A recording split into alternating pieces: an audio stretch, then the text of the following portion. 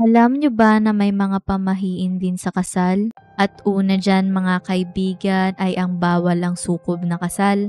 Dahilan naman ng isa sa inyong dalawa ay mamalasin o maghihirap sapagkat pag-aagawan nyong dalawa ang swerte. Pangalawa naman mga kaibigan ay ang lapitin ng aksidente ang mga ikakasal, lalo na kapag nalalapit na ang petsa ng kasal. Kaya naman mas mabuting umiwas muna ang magkasintahan na mamasyal sa malalayong lugar.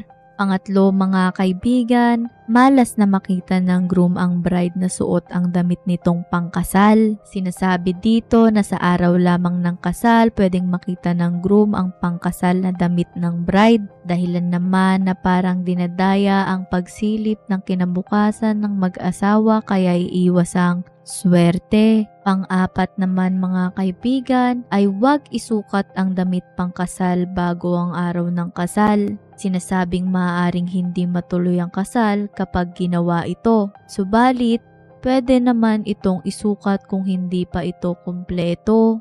Panglima mga kaibigan ay malas ang pagsusuot ng perlas na alas sa babaeng ikakasal. Sinasabi na ang perlas daw ay luha ng oyster na siya namang maaaring magdala ng luha sa babae lalo na sa kanyang buhay may asawa.